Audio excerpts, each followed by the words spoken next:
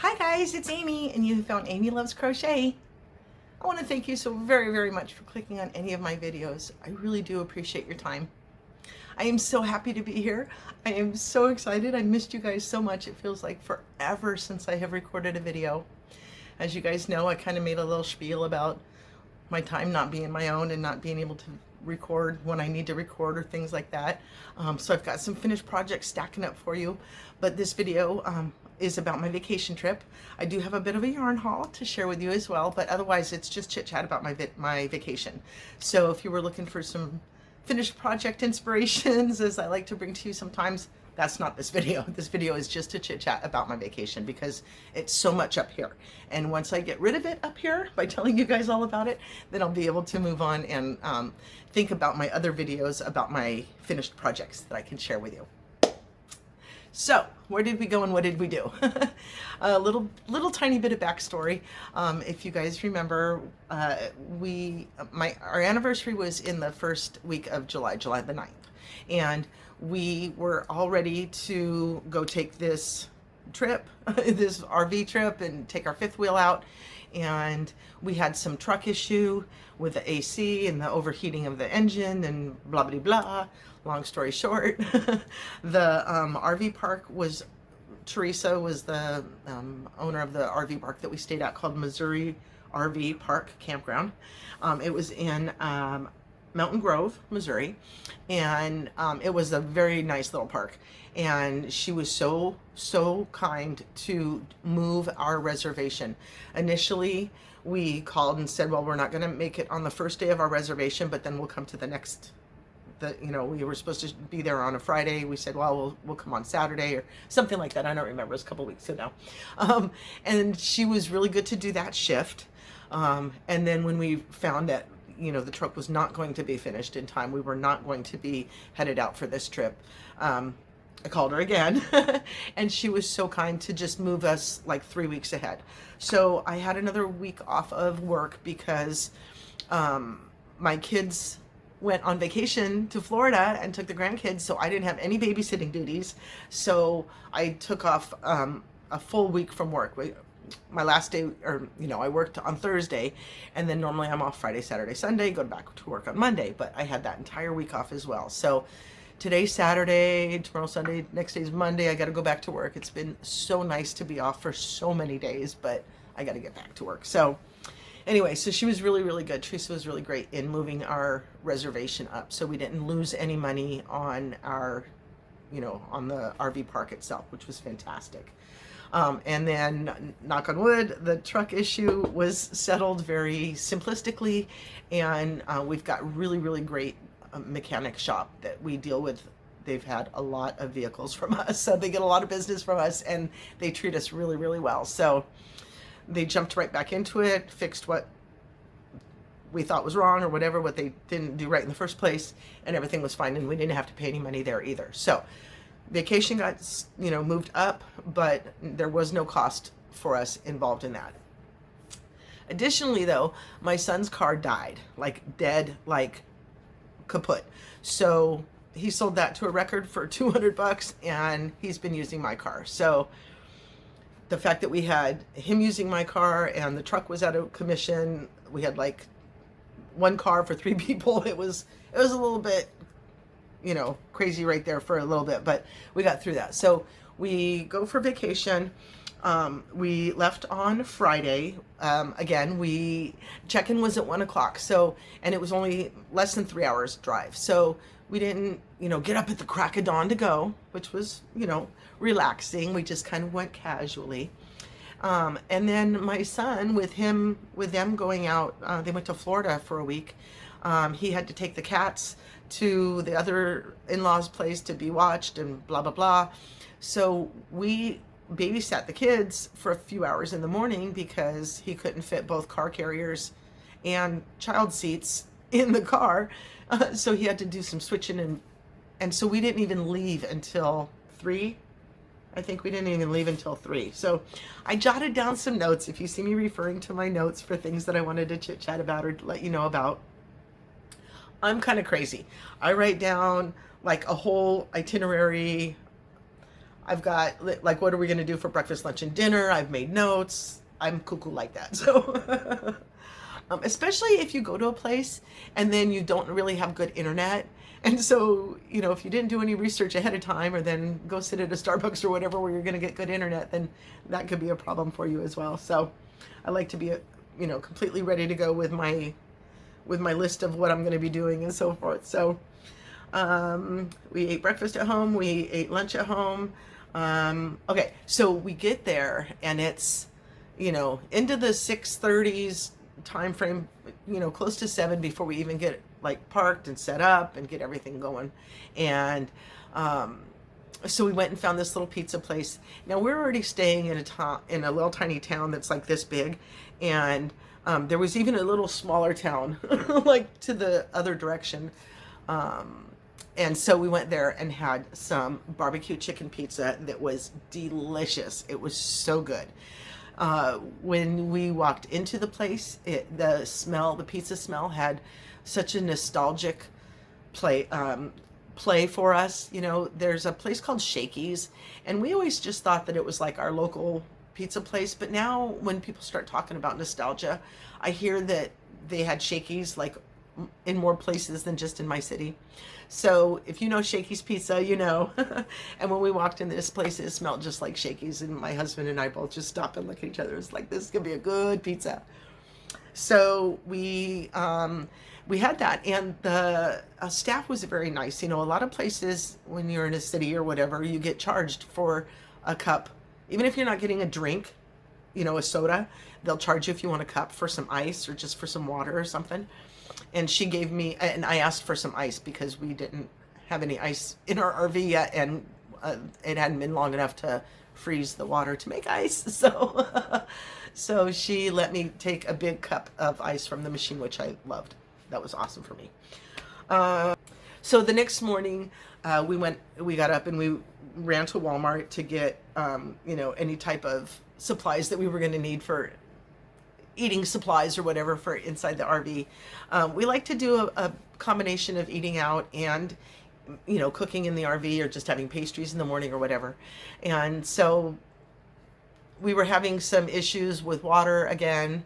We thought we got them fixed. He fixed the panel itself, but underneath the RV was a giant puddle of water, so we were leaking somewhere else. So we shut off all the water, and we're only using the exit water situation. We didn't have any water automatically coming into the RV, so we just had bottles of water for brushing teeth and washing anything that we did need to wash. So we went out to breakfast that morning before we went to Walmart to get some, you know, fruit and munchies and stuff for the RV. And it was like an hour wait. It was ridiculous for breakfast. Like, you come, you know, I guess people come in waves or whatever, and if you've been to a restaurant where, you know, they come and they take your order, and then they take their order, and then they take their order, and then they take their order, and then they go get coffee, and then they go get water, and then you see them putting the food order into the kitchen. It was kind of like that. We were a little bit frustrated in that they were bulk giving the kitchen order, which meant then the kitchen was really slow in bringing out the order. So yeah, almost 50 minutes for some eggs and bacon. Like, it just seemed like a little bit too long, but it was good. We ate it, and then there was some leftover for breakfast on the next days or whatever. So that always makes us happy. For lunch, we had pizza leftovers because there was so much of that, and then we went to a steakhouse. And when we go to a steakhouse, I like to get a fillet. Like, that's my treat. That's my specialty thing. And it was really, really overpriced at this place. So what did I have instead? Oh, I know. So I had a brisket sandwich, and I thought they were going to be like long strips of brisket on a long hoagie, and it was chopped up brisket on a round bun, so it was totally different than what I was expecting. And hubby had what did hubby have? Oh, he had smoked sausage dinner. We have lots of barbecue places everywhere we go. You know, you get pulled pork or brisket, or some places have smoked sausage, and not everybody carries that, and that's one of hubby's favorites. So he had that, and he said it was very, very good. So next morning, Sunday, again, we wake up, we have some leftovers, and then we go to this great little place called the Feedlot, and it was like the best burgers, fries, and milkshake type of place that you could possibly go. It was really, really cute outside. You know, we all just sat outside. There was no indoor seating, but they had like a cornhole set up, you know, for you to play while you were eating, or kids playing while mom and dad are still eating or whatever. It was a great little burger and shakes joint, you know, and the owners were really nice. So that was fun to, I like to tell people this was our first time here, so maybe they're extra nice to us and give you an extra French fry or something. So that was Sunday. Oh, I didn't really write down what days we did anything except the food. Okay, a little edit blurb there, sorry. So Monday, we had leftovers again. We had so many like French fries leftovers from food, or hash browns leftovers, that hubby just likes to chop it all up and put it all together in like a mishmash of different potatoes. And so that was really good. We had that for breakfast. So then we went to, across the street from where our RV park was an antique store. Now there are a bazillion antique stores out there everywhere. But this one was really right across the street. We couldn't ask for it any better. I mean, it is a highway, but when we crossed the highway, it was just right there. So we went there first, and we're looking all around, and we found some different things. And I found one yarn, one person selling yarn that I was actually interested in. There was one other that I wasn't interested in. They were all huge, big jumbo balls of yarn, skeins of yarn, whatever, big giant. And they were all like specialty, like eyelash or loop-de-loop yarn or weirdo stuff. So that's not my jam. So I didn't get into any of that. But this person had, I guess, 3 different kinds of yarn. The one that I bought, and then 2 that had Tencel, Tencel, I think is the name of it. I've seen it at some yarn shops or yarn stores, oh my goodness, like a festival, like a yarn, like the Midwest Fiber Fest is what I'm trying to say. Goodness gracious. And so I don't know what that's all about. It's not in my wheelhouse yet. Maybe it will be down the line or whatever, but so I didn't get any of that. What I did get was this 4-pack. This is yarn. Now, I have had, I don't think I've had this brand before, but I did have one tweed skein that was a one skein wonder that I made a hat. Like, I didn't like it in the beginning. I think there's little stuff stuck in my yarn. I want to pick it all out. But then I made a hat out of it, and it was really cute. So I'm like, okay, well, maybe I will like it. So I've got 4 of these. It was $6 for all 4 of them, and they're initially labeled as $5.99. So is that a steal or what? Now you can see it had the clearance sticker on it at some point, and we never really know what. These are dated 2015, so who knows how old they really are. But again, it's called Tweed Indeed, and they're all chambray, this light blue color, and the what's it called? Tweed. Goodness, is not like that pronounced. It's just very light and cute and sweet, and so it's not going to be annoying to me, I don't believe. But 4 of those for $6, that's definitely a steal. So I was really happy about that, and if I didn't find anything else I was going to buy along the way, then that was going to be great. But of course I did. I told you guys about this yarn shop. It's called One City Market, and it was in Rogersville, which is just short of Springfield from where we were. So that, if that gives you any indication where we were just outside of Springfield, Missouri. And it's a house. We almost missed it. Like, I want these people to really scream from the rooftops about their business. Like, the signage was small and kind of faded, and I didn't really think that was it, but it was just like a house. So we pull up, and a lady's sitting out like on the porch, just on her phone or reading a book or whatever she was doing. And I'm like, hi, I'm here to buy some yarn. And she's like, okay, come on in. And it blew my mind. You open the door, and it's like Alice in Wonderland. Like, it's a house. It's a huge place full of yarn. I didn't expect that much yarn whatsoever. She's got a huge stock, and she was so nice. And I said, how does a yarn haven like this spring up in this tiny little nowhere's town?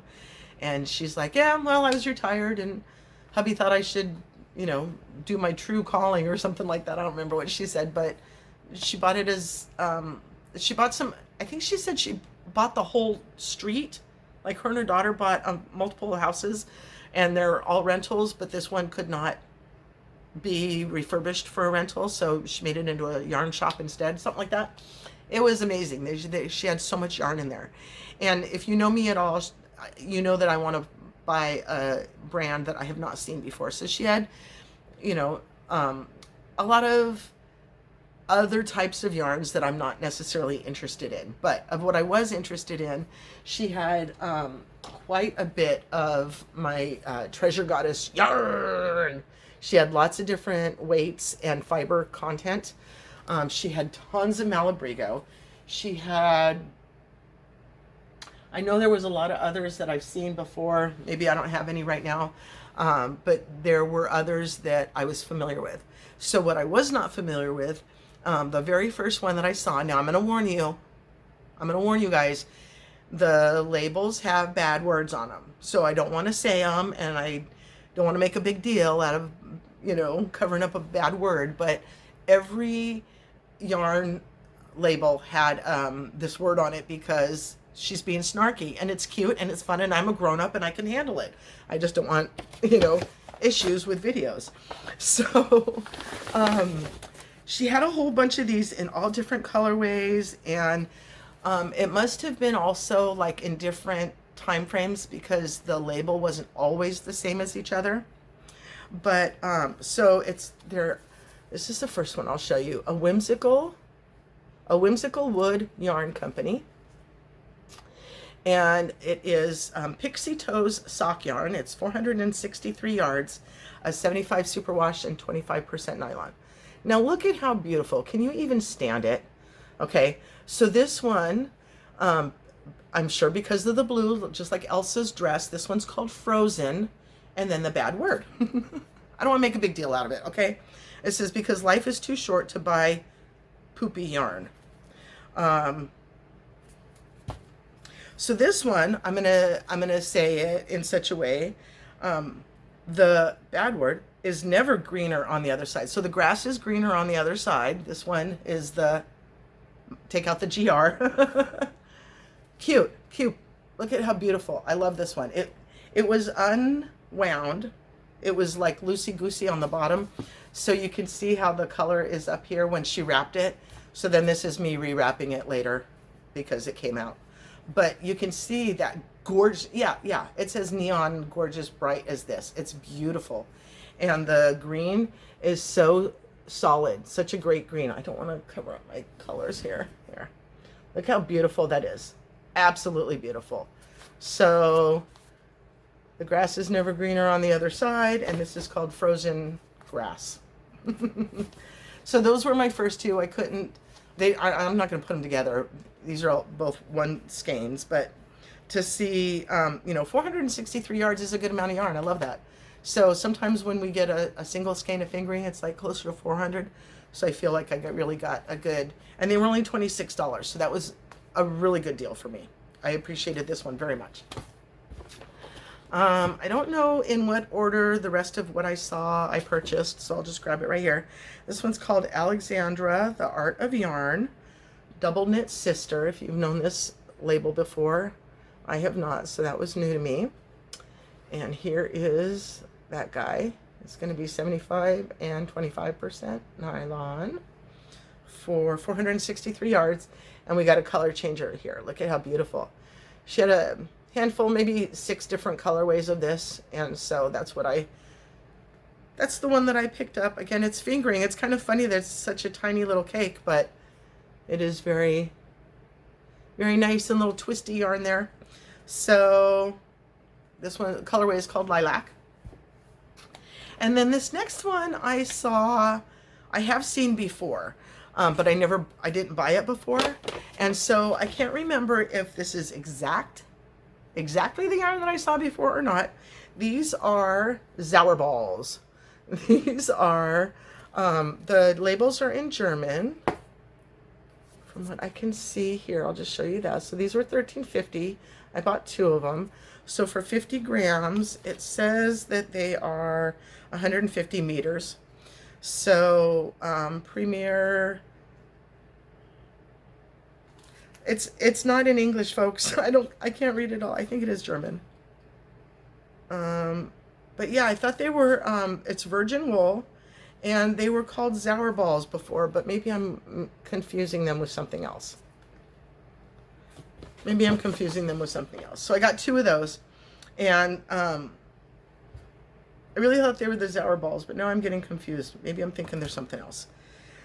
So this one is kind of similar because it says Zauber. So that's the word that I'm trying to say. And I had not seen in a big round disc like this before. So these are 150 grams, and it tells me 600 meters.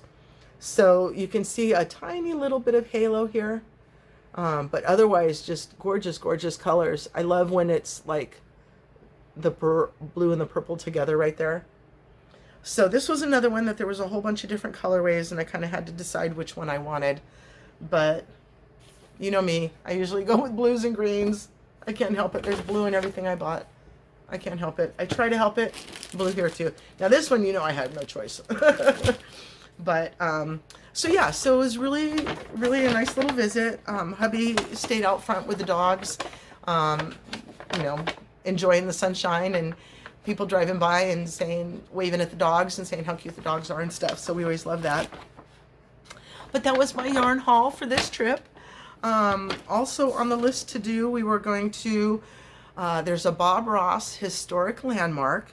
And so we drove past that, and it's legit some guy's house. Like, I don't know what's historic about it. Like, did he just live there? There's no plaque. There's no special roped off area. There's no nothing. It's just some guy's house that you drive past. So we just kept on driving. It was very weird. And then we were going to go by the Laura Ingalls Wilder Historic Home. It's a museum. We drove past the exit. We're like, oh, there's the sign. Okay, I'm not in the mood to stop. It's fine. So I don't know if I needed to see that or not. I love Little House on the Prairie. You know, I'm of that era. But I thought I'd want to see it, and then I didn't. So not a big deal. So we wrote down some other things that we might want to do. Get out into the some fishing, do some fishing. We had one day that was just storming the whole time. So rain in an RV is not fun, but it was pretty cool. We did take the dogs out for a potty break, like in between the storm. We were able to get in. We got outside and did their business. We came back inside and it started raining again. So we thought that was really good. So what do we do while we're there? Like if we don't have an itinerary of a bunch of places we have to go and a bunch of things we have to see, we're big on food. We're foodies, so we like to go and check out different restaurants. Now, in little tiny towns, there's not a whole lot of that. So we had a couple of Mexican food choices, a couple of steakhouse choices, and then fast food. And that was really it. Lots of pizza. These Midwesterners like their pizza. So there was a lot of pizza places. But so that was about it. We do a lot of watching of like Westerns or game shows or I Love Lucy's, or there's a channel that we often find. We can't remember if it's called Me TV or We TV. in any event, we didn't get it at this antenna pickup, did not get it or whatever. But we did have a channel called Outlaw. So I have a new boyfriend. I don't know if any of you have been familiar with him before. His name's Randolph Scott. He was born in 1898, and I think he died when I was 7. So, but he's the star of a lot of these shows that we watched.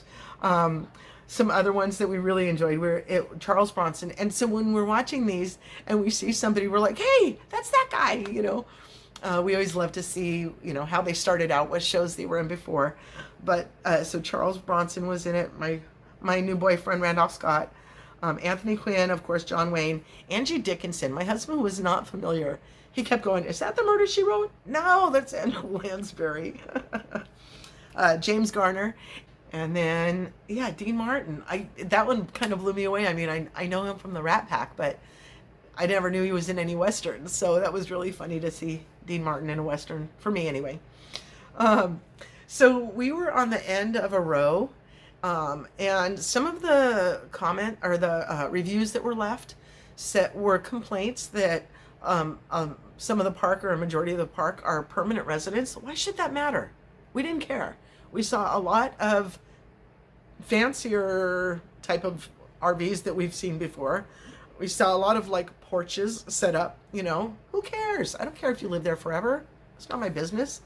But we were at the end of a row. So what we were able to see every morning was the sunrise on that side over this field of hay that had been rolled. It was beautiful. And so along this row, as you come into the park, as you pass the park, there is then some residential. There's like two groups of residential street people, you know, like houses that are right there. So that incoming road was not just for people at the park, but there was a speed bump right at the edge of where we were. So we could see out our window people flying up, and I kept going speed bump, and they go boom, boom, and keep on going out the park. So I wrote speed bump to share that with you. There was a train moving all the time. We could hear it sometimes, and only once of the 4 nights did we ever hear it in the night. The rest of the time it was just daytime, and it wasn't bothersome, and there was just a lot of train activity. So that was also something that was in the reviews of the place, but we didn't care. It didn't bother us that much. We have coffee maker. So I get up the first morning. We make coffee. Everything's fine.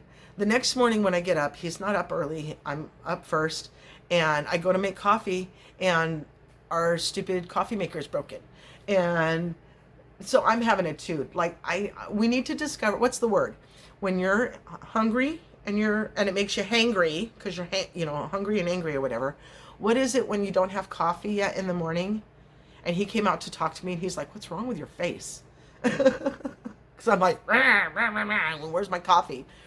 So, long story short, I'm not going to explain my grief and my bad attitude to you. What happened was the GFI button needed to be pushed. So I'm sitting there like with an ugly face, with a mad face, whatever, and he gets up and he's like, and it just starts. The coffee part just starts. And so I'm cussing because I'm like, "What are you talking about? I sat here for 2 hours waiting for no coffee."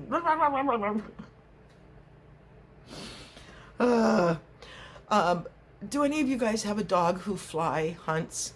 He's a hunting.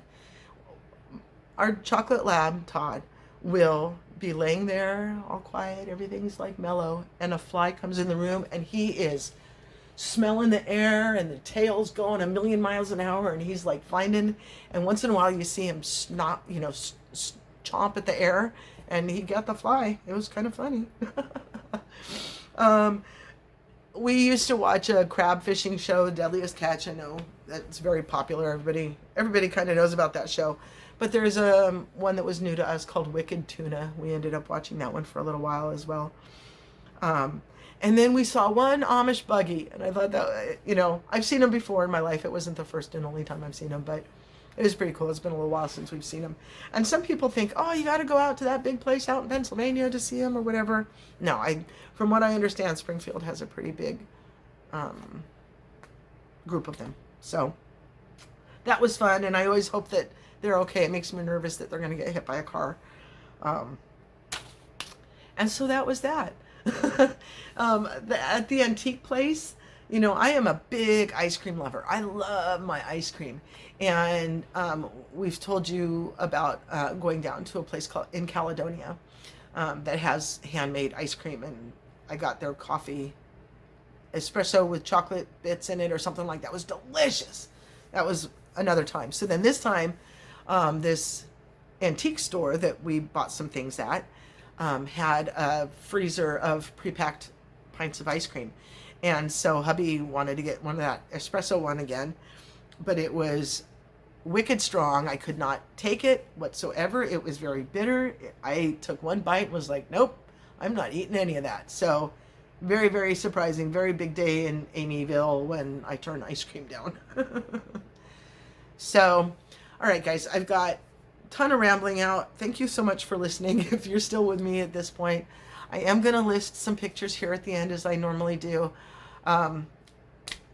Some people complain about that. If you don't like it, turn it off. I don't care. Like, you know, I really have to say though that when I started out with this channel, I wanted to be just a resource for my local crochet group that we started, and just sort of be, you know, a sounding board, or here's what I'm working on, maybe inspire you, whatever. And that kind of changed over the 4 years that I was doing my channel. And a lot of stress came with producing videos in a timely manner.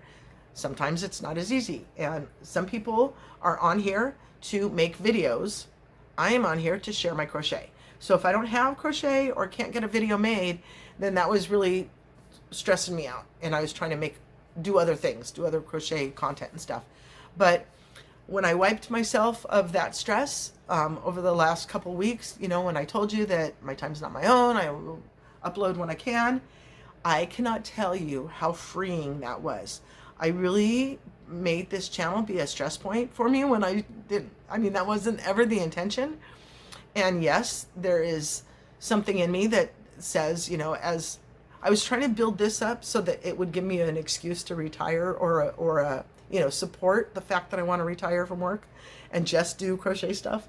But that's not really feasible. And no matter, it proved to me that no matter how hard I was trying to do it wasn't working, and it wasn't what I wanted it to be anymore. So now that I've allowed this, you know, I opened up to you guys about how I was just going to do me, you know, go back to the original of how I just wanted to post my finished projects, and hope to share some, you know, motivation or inspiration for you guys, or that kind of thing. I'm back to that, and I'm so happy for it. My vacation was not stress-filled with making sure I got content for you. I took pictures of things that I wanted to take pictures of, and if I'm going to share them with you, I'll share them with you. It's not, you know, I kind of did it in the reverse. Instead of trying to produce something for you, I'm just sharing myself with you guys again, and that's really what it started out to be, and what I needed to come back around to. So I am over the moon, excited to be back creating another video for you in the manner that I want to do, and not what I think I have to do, or what I should do, or anything. So thank you so much for all of your support. I truly appreciate you guys from the bottom of my heart. This makes me so happy to do.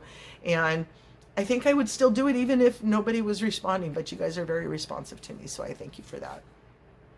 I do have some finished projects.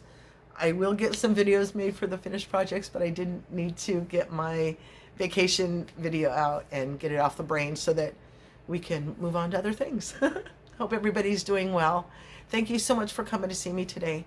Have a wonderfully blessed day, and I hope you'll come back and see me again. Thank you so much. Bye-bye.